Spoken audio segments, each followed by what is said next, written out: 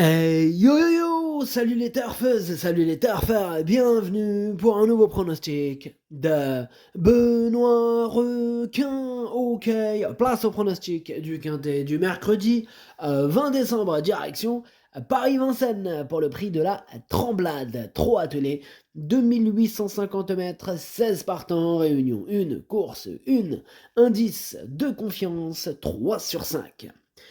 Petit retour sur le quintet du mardi 19 décembre, il y a eu du trouble fait à l'arrivée. Ok, c'est parti, on commence le pronostic et on commence avec le numéro 1, Give Me, et on écoute l'entraîneur Cyril Rimbaud. Give Me découvrait de bonnes conditions de course dernièrement et en a profité pour renouer avec le succès. Ces 2 courses de remise en jambe lui avaient permis de revenir au top et il a bénéficié d'un bon parcours. Il est toujours au mieux et l'engagement reste très favorable. Il devrait confirmer. Pour gagner, il faudra que tout se passe bien. Eh bien, ce numéro 1 fait partie de mes préférés. Moi, je l'ai gardé très haut. Je l'ai mis deuxième. On passe au numéro 2, et Guinness d'Airfray, on écoute David Thomain. Guinness d'Airfray a manqué de tranchant lors de sa première course du meeting. Il faut dire qu'elle n'était pas spécialement affûtée après avoir été arrêtée. Cette sortie lui a fait du bien et elle va se présenter plus prête cette fois. Même si elle fait partie des moins riches, l'engagement reste très favorable. Sans les étrangers ni les 6 ans, il est préférable de la racheter. Eh bien, c'est ce que j'ai fait avec ce numéro 2. Je l'ai racheté, je l'ai mis quatrième, donc assez haut, il me plaît bien et j'y crois. On enchaîne avec le numéro 3, Éternel Amour, et on écoute Benoît Valette. Éternel Amour est fragile des jambes, mais cela se passe bien depuis un an. Il a fait une superbe année. Il répond toujours présent et beaucoup mieux que quand il a gagné son quintet l'hiver dernier. Comme d'habitude, il va donner son maximum. C'est toujours un peu une histoire de parcours. Il peut tout faire, même... non, c'est pas ça, pardon. Il peut tout faire, mais il faut être à la bonne place au bon moment. Logiquement, il a sa place dans le quintet. Alors, ce numéro 3, lui aussi je l'ai gardé, mais plutôt en bout de combinaison.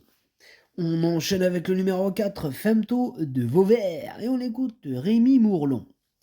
Femto de Vauvert a fait une très bonne année, ce n'est pas le vrai gaucher, mais c'est sur la grande piste de Vincennes qu'il peut le mieux s'exprimer corde à gauche. Il est resté bien, comme il n'y a pas grand-chose à courir chez nous en fin d'année et que l'engagement est bon, on se laisse tenter. Bon, s'il terminait 4e ou 5e, il aurait rempli son contrat. Et bien de ce numéro 4, lui aussi je l'ai retenu, mais en toute fin de combinaison. On passe au numéro 5, Gala de Crène, et on écoute Ernaud Zirnet. Gala de Crène a bien couru en dernier lieu, confirmant sa bonne forme actuelle. Ici, l'engagement est un peu meilleur. S'il s'élance au trot, il peut accrocher une place à l'issue d'un bon parcours. Eh bien, ce numéro 5, lui, par contre, je ne l'ai pas retenu. On passe au numéro 6, Equiano, et on écoute David Alexandre. Equiano a fait une super course à Vincennes avec les H, puis a bien gagné à Borelli. Comme il se plaît bien à Vincennes, j'ai choisi cet engagement plutôt qu'un autre à Cagnes le même jour. Il peut tout faire au niveau tactique de course. Je pense qu'il a une chance pour être dans les 3 premiers. Mais il est super chaud, David Alexandre, avec son numéro 6. Ah, moi, je suis un peu moins chaud, je l'ai pas retenu. Par contre, je ne vous cache pas que c'est lui mon gros regret. C'est lui mon cheval de complément en cas de non-partant. Donc attention, possible cassage en vue. On enchaîne avec le numéro 7, Forban, et on écoute Jean-François Senet. Forban est très bien en province, mais à Paris, c'est un peu plus dur pour lui, surtout sur la grande piste de Vincennes. Cela dit, l'engagement est favorable. Bon, comme il n'a pas trop de courses en province, on se laisse tenter. Comme il n'a aucune marge à Vincennes, il va falloir raser les murs et espérer que cela se passe bien, côté corde. Il peut éventuellement prendre une petite place. Ok, ça marche, Jean-François Senet, éventuellement une petite place, mais en tout cas je l'ai pas retenu ce numéro 7. Voilà, bon maintenant il est quand même en plein milieu de ma petite liste de possibles troubles faits, on va quand même lui accorder une note de méfiance. On passe au numéro 8, Espoir des Champs, et on écoute Philippe Daujard. Espoir des Champs a manqué d'un parcours en dernier lieu, cette course lui a sûrement fait du bien, il n'a pas de marge mais me paraît bien au travail. J'en attends une bonne performance, tout en sachant qu'il lui faudra jouer serré. Ouais, bah même très serré. En tout cas, moi, ce numéro 8, je ne l'ai pas retenu. On enchaîne avec le numéro 9, gamin des perdrix, on écoute Cyril Rimbaud. Un gamin des perdrix a connu quelques problèmes de santé depuis cet été, notamment un genou qu'il a fallu soigner. Il n'a donc pu courir de façon régulière et a logiquement demandé à souffler lors de sa tentative du mois dernier. Il paraît bien à l'entraînement, mais il n'est pas aussi affûté qu'au printemps. Cela dit, l'engagement est idéal et il possède de bons moyens. Il ne doit pas être totalement négligé. Évidemment qu'on va pas totalement le négliger, il peut même gagner la course avec le bon parcours. En tout cas, c'est ce que je pense. Moi, ce numéro 9, je l'ai gardé très haut, il fait partie de mes préférés, je l'ai mis troisième. On passe au numéro 10, Gilles Moore, et on écoute Daniel Delarche. Gilles Moore reste sur une bonne performance, sur plus court, mais fait bien la longue distance quand il a un parcours caché. C'est un bon engagement, il court de façon un peu rapprochée mais a bien récupéré. S'il dispose d'un bon parcours, je pense qu'il va être dans les trois-quatre premiers. Ok, dans les trois-quatre premiers. Moi je l'ai plutôt mis dans les trois-quatre derniers de mon pronostic. Voilà, donc je l'ai mis cinquième. Bref, on passe au numéro 11, Gasoline du Seu, et on écoute Cyril Travers. Gasoline du Seu a été déclarée non partante la dernière fois au monté car cela n'allait pas au hit. On a joué la carte de la sagesse, ce n'est plus la peine d'essayer dans cette spécialité, elle est vraiment au top et dispose d'un bel engagement, il faut un bon parcours, si tel est le cas, elle peut prendre une place. Moi ce numéro 11 je l'ai pas retenu, bon maintenant c'est quand même lui le chef et le capitaine de ma petite liste des possibles casseurs de tickets repérés, attention.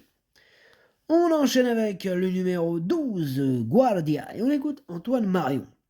Guardia a fait une excellente performance en dernier lieu sans avoir eu une course dure. C'est pour ça qu'elle peut courir de façon rapprochée. Alors cet engagement fait partie de ces belles courses de l'hiver. Elle est parfaite, mais il faut juste qu'elle ait le bon parcours. Alors si tel est le cas, je serais vraiment très déçu qu'elle ne soit pas dans le quintet. Eh ben, je serais très déçu aussi, Antoine, étant donné que ce numéro 12 est tout simplement lui mon préféré. Bien sûr, je l'ai installé en tête. On passe au numéro 13, Fuego du Mortier, et on écoute Jonathan Van Merbeek. Et je rappelle que Jonathan Van Merbeek est en plein sur ma liste rouge, attention. Ah ouais, il est tout en haut de la liste rouge, il est avec le gratin. Bref, ce numéro 13, on écoute Jonathan Van Merbeek. Fuego du Mortier a manqué un peu la dernière fois, mais commence à être mieux. Il n'aime pas trop Vincennes, mais y retourne car il n'a pas trop le choix des engagements. Cela dit, c'est une belle course, sans les jeunes, ni les étrangers. On se laisse tenter. Je pense qu'il peut être suivi en fin de combinaison. Ouais, pour le coup, pour une fois, je suis d'accord avec lui. Enfin, pour une fois. Pour une de ces rares fois, je suis d'accord avec lui. Voilà, ce numéro 13, je ne l'ai pas retenu, mais c'est un regret. C'est mon deuxième cheval de complément en cas de non partant, donc attention à lui. On passe au numéro 14, Éveil du Lupin, et on écoute Cédric Terry. Éveil du Lupin est en très belle forme, il n'a plus de marge, mais avec un bon déroulement de course, il a le droit d'être dans le quintet. Bien sûr qu'il a le droit, Cédric, ce numéro 14, il me plaît bien. Moi, je l'ai gardé, je l'ai mis sixième. On enchaîne avec le numéro 15, Fiesta du Belvert. On écoute Jérôme Blavetta. Fiesta du Belvert a été fortement gênée la dernière fois, sinon je pense qu'elle aurait joué les tout premiers rôles. Elle s'est calmée à la campagne après cette course et elle est en forme. Voilà le niveau, mais elle est mieux sur piste plate, elle a besoin de subir la course et je vais demander à son driver de l'économiser au maximum. Ok, ça marche, Jérôme Blavette. Bah moi, ce numéro 15, je ne l'ai pas retenu. Et on termine donc avec le numéro 16, Dacero, et on écoute Patrick Gérard Cavé. Dacero a un peu trop consommé en partant la dernière fois, mais je pense que cette course lui a fait du bien.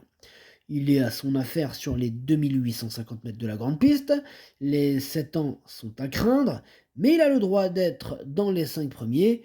Comme il faut le cacher, cela sera une question de parcours. Eh bien, moi, ce numéro 16, je ne l'ai pas retenu. Bon, mais il est quand même à l'arrière de ma petite liste des possibles troubles faits, donc attention tout de même. Le pronostic, ça donne 12, As, 9, 2, 10, 14, 3, 4. Merci d'avoir suivi cette vidéo. N'hésitez pas à mettre un pouce bleu si la vidéo vous a plu. Pour accéder à tous mes tickets pour la course du Quintet, rendez-vous directement en description de la vidéo. À jouer avec modération. Bonne chance. Chopez-le moi. Ciao.